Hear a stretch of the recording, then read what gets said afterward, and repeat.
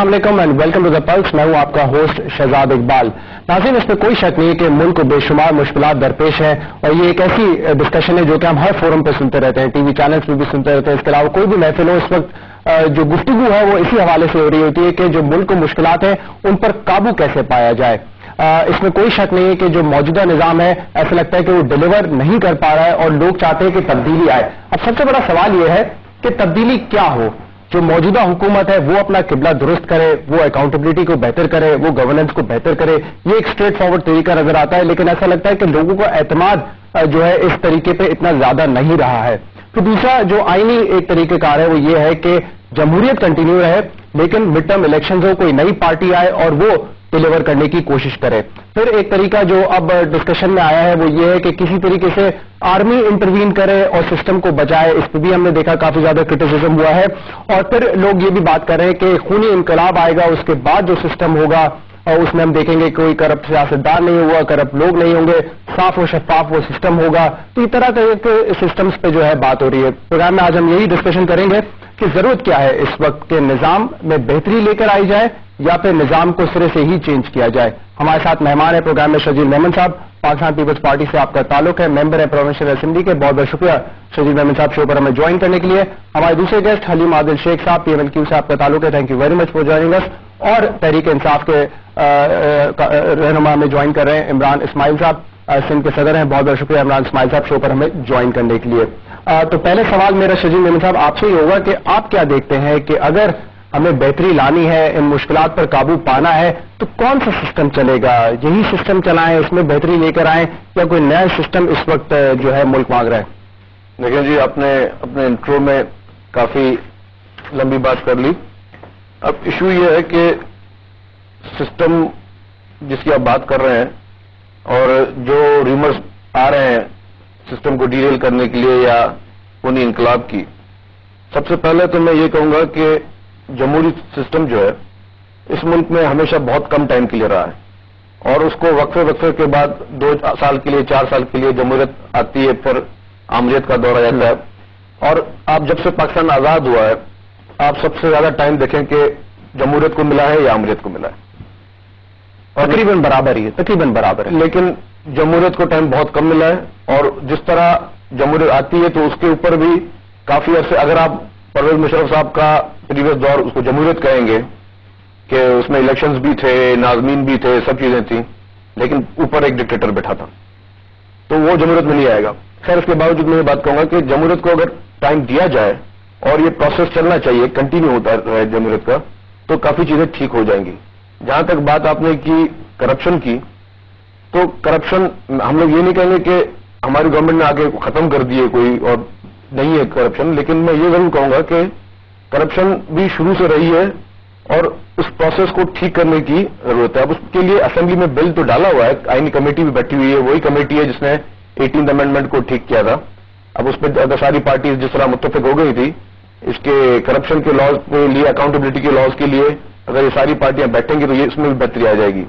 और करप्शन मैं बताऊं कि सिर्फ पॉलिटिक्स में या गवर्नमेंट में नहीं है, ये शायद आप लोगों के लिए शायद नई बात हो, लेकिन हमारे मुआशरे में करप्शन क्रॉस रूट लेवल से भरी हुई है और आपसे इत्तेफाक करते हैं। और इसमें मैं आपको अगर बताऊं जी, छोटा सा मिसाल दूं आपको कि अगर आप बाजार में दूध खरीदने जाते हैं तो आपको वहां दूध में भी मिलावट मिलती है। नहीं, तो सवाल यह है कि जिम्मेदारी किसकी है? ये स्टेट की जिम्मेदारी है? जिम्मेदारी है, तो उस लोगों की जिम्मेदारी तो है। अगर लोग नहीं आमद दरामद करते तो फिर किसकी जिम्मेदारी है कि उनको पनिश करें? पनिश करने की जिम्मेदारी गवर्नमेंट की है, लेकिन जिस लेवल पे ये बढ़ चुकी है, और मैंने आपको जिस तरह बताया कि आपको ठेले वाले पे आपको सब्जी लेने में वहां पे आपको पूरा मेजरमेंट नहीं मिलेगा। तो मेरे सवाल का मुख्तसर जवाब यह है कि यही निजाम रहना चाहिए, इसमें बेहतरी की जरूरत है। This is the answer. इस निजाम में बेहतरी की जरूरत है और उसके लिए आपको हमें बहुत मेहनत की भी जरूरत है। सही है, उसमें इसको निजाम को टाइम दिया जाए बेहतरी करने के लिए। अगर ये टाइम हमें मिल जाता है और अच्छा हम उस पर काम कर सकते हैं तो फिर ये बेहतरी आएगी। हलीम साहब, आप कैसे देखते हैं? आपके ख्याल में जो मौजूदा निजाम है ये चल सकता है? क्या मुल्क को हम इसी तरह चला सकते हैं? इतने सारे चैलेंजेस हैं, पहले भी थे, फ्लड्स के बाद मजीद बढ़ गए। कोई कह रहा है इकोनॉमिक ब्रेक डाउन होने वाला है, कोई कह रहा है डिफॉल्ट हो जाएगा पाकिस्तान नवंबर दिसंबर तक,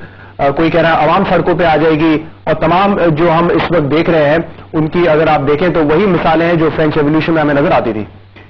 देखिए जी, मैं समझता हूं कि ये जो तमाम आपने बातें की सब आया हो चुकी हैं और सामने आ चुकी हैं, اور میں بھائی کی ایک دو باتوں سے اتفاق نہیں کرتا کہ جس طریقے سے کرپشن کو جسٹیفائی کر رہے تھے. اگر دودھ والا دودھ میں ملاوٹ کر رہا ہے تو وہ حکمران نہیں ہے, اس کے پاس اختیار نہیں ہے, وہ چھوٹی سی بات کر رہا ہے. اس دودھ والے کی کرپشن کو گورنمنٹ کی کرپشن سے جسٹیفائی کرنا ایک تو ٹھیک نہیں ہے. دوسری بات کہتا ہوں کہ جمہوریت بہت اچھی چیز ہے, جمہوریت ہونی چاہیے, لیکن یہ نہ ہو کہ جمہوریت کو مضبوط کرتے کرتے جمہور عوام جو ہے وہ تباہ ہو جائے, وہ پس جائے. دونوں چیزوں کو ہمیں ٹھیک کرنا ہوگا.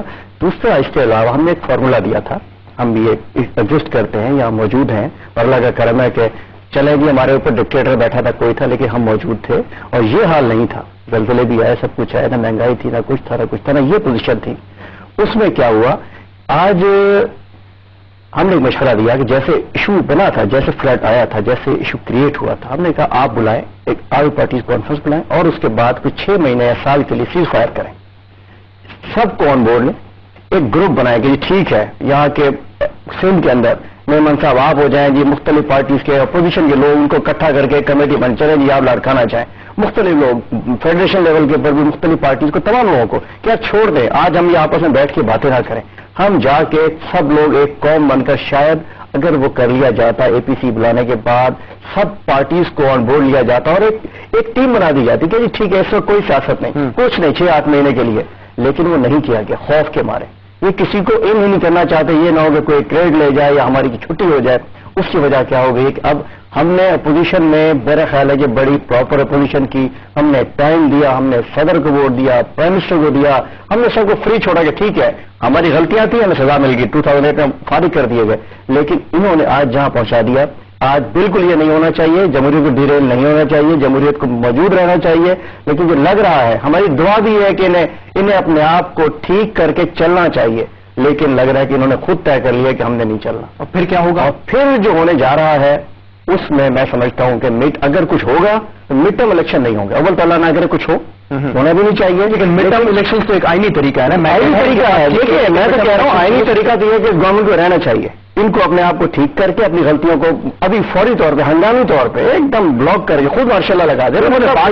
کسی کو ٹائم نہیں دیا گیا, اور ابھی ٹائم ہے, اور کیا کریں گے, 2.5 سال کتنا ٹائم چاہیے. یہ جمہوریت ہے, یہ جمہوریت ہے. لوگ تباہ ہو رہے ہیں, لوگ ڈنڈے مار رہے ہیں. کل دادو نے ایک ایم پی گھر کو پتھر برسا دیے, کوئی گاڑی جاتی ہے اپنے ڈنڈے مار رہے ہیں, اپنے اپنے M L A M P S کو, کسی کو چھوڑنے کو تیار نہیں ہے. سندھ بیس پارٹی کو, سندھ میں اس کے M P M L A کو ڈنڈے پتھر پڑ رہے ہیں. جمہوریت ہے, کہاں کی جمہوریت ہے. جمہوریت یہ ہے کہ ایک ایم ایل اے جو ایک منسٹر اپنا بند توڑ دے, پورے سندھ کو ڈبو دے. جمہوریت یہ ہے کہ جس کا دل چاہے جس کو سیاسی مخالفین کو تباہ کر دے. جمہوریت ہے, کہاں کی جمہوریت ہے. اتنا بڑا ووٹ ملا, ووٹ بینک ملا, جمہوریت کا تو میں کہہ رہا ہوں تباہ کر دیا.